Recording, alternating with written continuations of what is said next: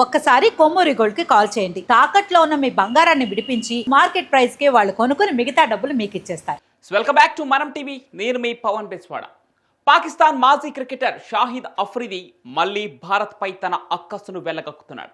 ఈసారి జమ్మూ కాశ్మీర్లోని పహల్గామ్లో జరిగిన దారుణ టెర్రరిస్ట్ అటాక్ ను టార్గెట్ చేశాడు. ఇక ఇండియన్ ఆర్మీని చేతకానిది అని వైఫల్యమని సంచలన వ్యాఖ్యలు చేశాడు ఈ పాకిస్తాన్ మాజీ కెప్టెన్. ఈ అటాక్లో 26 మంది అమాయక టూరిస్టులు ప్రాణాలు కోల్పోయారు. దేశవ్యాప్తంగా ఈ ఘటనపై నిరసనలు వెల్లువెత్తుతున్నాయి. అయితే అఫ్రిది ఈ దాడికి ఇండియన్ ఆర్మీనే బ్లేమ్ చేసి పాకిస్తాన్పై నిందలు వేయటం బాధ్యతారాహిత్యమని కామెంట్స్ చేశాడు. అసలు అఫ్రిది ఏమన్నాడు? ఈ కామెంట్స్ ఎందుకు ఇంత రచ్చ అవుతున్నాయి? కాశ్మీర్ ఇష్యూతో దీనికి లింక్ ఏంటి అనే విషయాల్లో వివరంగా తెలుసుకుందాం. ఏప్రిల్ 22న పహల్గామ్లో జరిగిన టెర్రరిస్ట్ అటాక్ను తీవ్రంగా తీసుకున్న భారత్ పాక్ మధ్య ఉన్న సింధు నది ఒప్పందం సస్పెండ్ చేసింది. పాక్ డిప్లొమాటిక్స్ ఎక్స్పెయిల్స్, వీసా బ్యాన్ లాంటి హార్డ్ యాక్షన్స్ తీసుకుంది. అయితే ఈ చర్యలపై ఆగ్రహించిన అఫ్రిది పాకిస్తాన్ టీవీ ఛానల్స్తో మాట్లాడుతూ Pahalgam attack 100% Indian army failure అని అన్నాడు.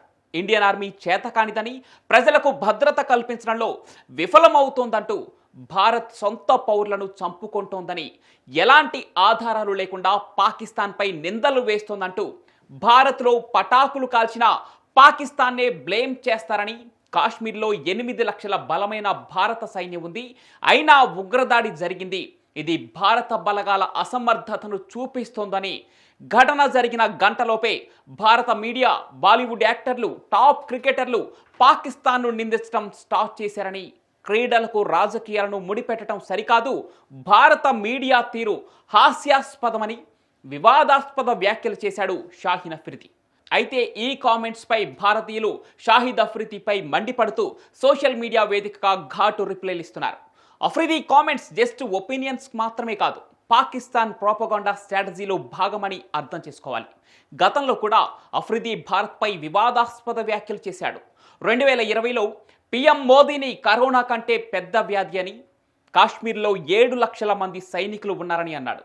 దీనికి యువరాజ్ సింగ్, గౌతమ్ గంభీర్, హర్భజన్ సింగ్ లాంటి క్రికెటర్లు గట్టిగా కౌంటర్ ఇచ్చారు. ఇక 2021లో న్యూజిలాండ్ పాక్ టూర్ క్యాన్సిల్ అయినప్పుడు ఇండియానే కారణమని అన్నాడు. ఇక 2018లో కాశ్మీర్ను స్వతంత్ర దేశం చేయాలని చెప్పుకొచ్చాడు.